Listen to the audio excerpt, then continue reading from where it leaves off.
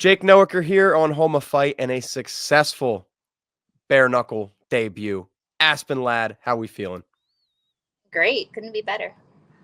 And not just a successful debut, you also got the first round knockout, the cherry on top. Very impressive performance, plenty of highlights only in 2 minutes. So, how did that feel not only to walk in there, get the win, but to do it so dominantly? Um, so it was a little bizarre, not in because it's a new experience, right? It's there's kind of trepidation there, but it's not new. Fighting is not new, but the expectation going into a bare knuckle fight, like there's some new things, like I'm gonna get jacked up, my hands are gonna be wrecked, like regardless of the outcome, like how quick it gets done or how long it goes, like I'm gonna be injured coming out. But that wasn't the what ended up happening. So I expected certain things, and it didn't quite go that way, which I'm grateful for. But it's just a different experience, and now understanding it better. It's like, all right, this is what it is. This is how it feels. Same but different. Is there a part of you that's almost like, I wish I did get beat up a little bit? I wish I did feel some of that on my hands, or nah, you're cool, you're happy? Nah, fuck that. Excuse my language. But like, it's bare knuckle. There's gonna be some where it's like, oh, you're jacked up, the same as MMA fights, because I have been jacked up from MMA fights. I've been doing it forever. But it's like sometimes you get out feeling pretty good, sometimes you get out feeling not so good. But I expected this one to be regardless every single time to like feel not so good. But no. And how was fight week experience, other than the fight, just compared to other promotions you fought for? So I kind of whenever I go to different promotions like the UFC, PFL, Bellator, it's like it reminds me of Beehive. When you show up, you have dozens of people everywhere. They all have a certain job. They're all doing things. There's chaos, and it reminds me of like certain levels of a beehive, right? And for showing up for bare knuckle, it's like a smaller hive. Like it's more of a homey experience. Like I felt very well taken care of. Like everybody was very nice. You can tell they've been working together a long time. So it was less spread out, more just everybody knows each other, everybody knows their job, and easy. It was very easy to deal with. Everybody was great. And you said it wasn't exactly what you expected or what you built up for yourself, but having done the fight, having looked great out there, just with a few days removed now, like the experience overall, fun, enjoyable, something you're going to want to continue doing. Yeah. It was super fun, and I fully intend to do more, many more. Like I loved the whole experience. I loved the vibe. The people were great. So I'm gonna be back. Well, let me just skip right to that then. When do you want to be back? And let me float a date by you. I'm a Philly boy. BKFC is coming to Philly February 7th. Does it line up? For me, it lined up perfectly. Really, the only consideration I ever have with like a date like that is I got to make sure, because I have a couple other teammates that are like on the cusp of a UFC belt, for example. So I want to make sure that that particular teammate doesn't get booked during that time period. But yes, for me, that date would work beautifully. I mean, hey, if you come to Philly, cheesesteaks on me, say less. I got you. Um, and after the fight, you said you want them all. You said the heaps in the middle, but you want the girls up top. You want to bang. You mentioned Christine. You mentioned Borga. So which would you prefer, I guess? And I don't know if this is immediate, but just in general, would you prefer Ferreira and the Queen of Violence belt, or were you more wanting Borga featherweight belt? I want both. The only consideration I have right now is Borga just fought, and Borga had a not the greatest night. So I highly suspect she's going to need some more time based on what she had fixed during that time period. I don't know. I'm just assuming. Yeah. And if that's a long period of time, I don't want to wait a long period of time to fight. Like I want to come back. And obviously Christine's the queen of the castle there. Like if you don't want to fight her and you come to bare knuckle, you have an issue. Um, but yeah, so it depends on their individual timelines because I don't want to wait around forever. Do you realistically think you're in a position right now to already, I mean, depending on timeline, obviously, but to already fight for a belt? Or do you think maybe you have to win another one or two to show the BKFC guys? I don't know. They know what you are, but you know what I mean. They know what I am, they know who I am, and they know that I'm going to go out there and perform every time. So if they want to give me that shot right now, which is what I would love, yeah, fucking fantastic. Excuse my language, fantastic. But yeah, if it ends up being another fight before then, so be it.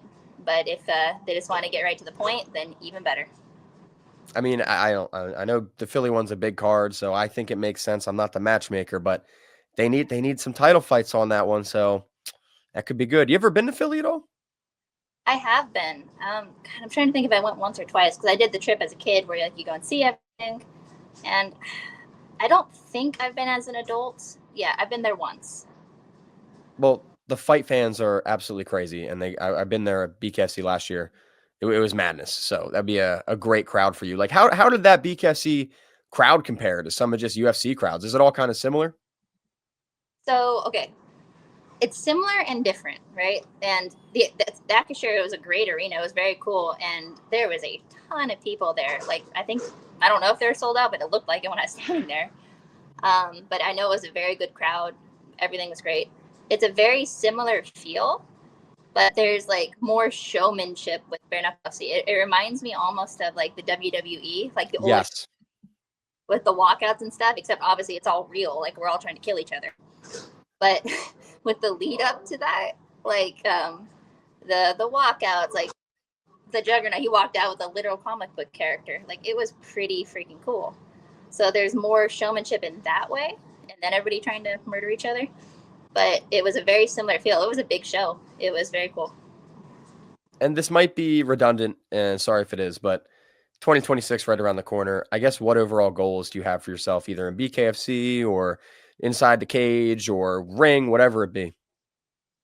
Yeah, no, by no means do I fully intend to be done with MMA. I love it, but right now, bare knuckles where it's at and where I'm at, and my goal is to fight often and take the big fights. So MMA is still at least somewhere back there on the Oh, mind. Is that the plan to eventually return, or you're kind of just seeing how things go? we'll see how it goes. Right now, I'm happy with what I'm doing and where I'm at, but obviously, grappling's my first love. MMA is something I've been doing and doing well for a long time, and by no means is that in the past completely for me. That's not gone, but right now, bare knuckle is my focus. I understand bare knuckles a focus, but I'm just being a nosy journalist, so I'm going to ask some questions about MMA and stuff, anyways, just for a couple minutes. Specifically, UFC. Like, I'm curious your thoughts. It's been a while since you've been in the UFC. How do you Mm-hmm. think that? I don't know. I guess I'll just call it one bantamweight featherweight division. Like, how much has that changed? The landscape changed since you've been there? The crazy thing is, it hasn't much. Like all the chicks that were in the top are pretty much still in the top. There's a couple new players, but nothing. They don't really have any like star power there. Nothing like, oh my god, that person's coming up. They've brought in a few new ones and they haven't necessarily worked out. There's a few new signees. We'll see how they do. But it's like there hasn't been much movement. And up till this last year where they did start signing some more girls, but either they don't perform when they get there or they start hyping them too early, big fights too early, and then they wither under that. Like it's all right.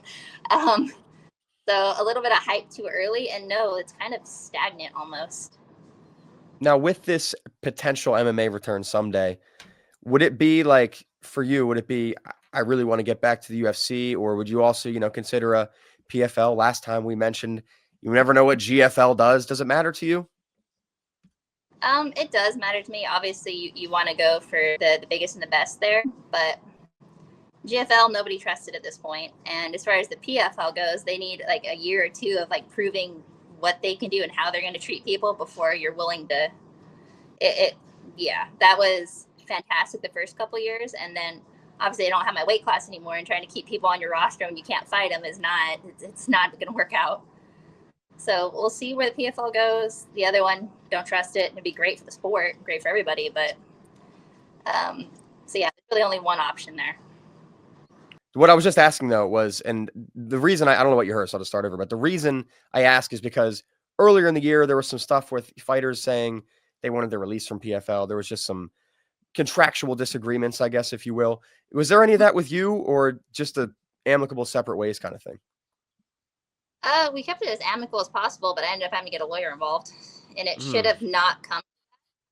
Like I have no ill will towards anybody. They're doing. Have occurred, and like in all of our contracts there's a certain period you're supposed to fight us in, and without that you're in breach of the contract, right? So they knew it, we knew it, but they were slow to allow you to move on, let's say that. So yes, I did have to get legal counsel involved, but as I said, no ill will, and I do hope they do well. Yeah, sure. I mean, hey, it happens. I get it. I think a lot of people were in that situation. So I'm glad it was Yeah. at least amicable. My last two questions, one of which is just because we were talking UFC, I want your prediction if it ever happens, which it looks like it will. Kayla Harrison, who you're familiar with, or Amanda Nunes? I think Valentina put that really well the other day. It depends on how motivated Amanda is when she gets back in there. Because Kayla's amazing. Like, she's the best in the world right now, and obviously I fought her. Like, she's very, very good. But I will take Amanda in that fight if Amanda is what she used to be. If she comes back just like, meh, or taking Kayla lightly, she's not going to do well. But I think I'll take Amanda in it. Now, this is just one I just thought of. Who's your greatest woman of all time? And I don't know if it could be someone else, but the three that everyone says is Kayla, Valentina, or Amanda. Definitely Amanda. Definitely Valentina. Oh gosh. Cyborg. Yeah. Cyborg's overlooked a lot for, obviously she's had some turmoil in her career as far as outside of the fight ring, but she's unquestionably and unarguably one of the best that's ever been. My last question. I can't see you, so I cut you off. Sorry. Okay. All good. My last question is just something that you're currently doing right now. Brother, Shaylor Ladd, fighting this weekend at LFA. Tell me about this fight. Tell me about your brother, his aspirations, just for those who don't know. So my brother, he's 22. He's about to be 23. He's been training. I've been going to train forever with me, and he did karate before that. But he is currently, he was 10-0 as an AMI. He's 3-0 as a pro in LFA right now. He's a 205er, and he's Fluffy's main training partner, Anthony Hernandez. And he's been getting better for years and years and years. But his aspirations are definitely UFC, and he's going to do well when he gets there. But yeah, 205er. He's fighting again this weekend, and I'm a stress case, but happy. So what's your honest assessment of the fight? I know you're going to be a little biased, which is fine, but just training with him all the time and seeing him, how do we think this fight goes? The way he's progressed, and he continues to progress, I think obviously he's going to take the win. This guy, he's experienced, explosive, athletic, and I don't think it's going to matter. David and Melissa Martinez were the only pair of brother and sister in the UFC. Is it possible we get Aspen and Shaylor before it's all said and done? That would be epic. You never know.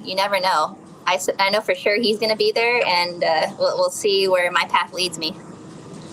Well, Aspen, thank you so much for the time. We've had to deal with numerous technical difficulties, including what we're doing right now, but we make it work.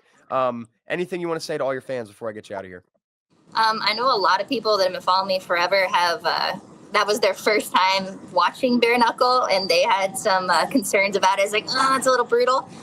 For anybody that got over that and watched, thank you, because I know there's quite a few of you, and I appreciate the continued support, depending on whether it's MMA, it's bare knuckle, whatever. Just thanks for being there. Well, hopefully we get some fight news soon. Hopefully it's in my neck of the woods, but I'll be watching regardless. Aspen Ladd, thank you so much. I would say heal up, but stay fresh, I guess, instead, all right? Yeah, cool. Thank you.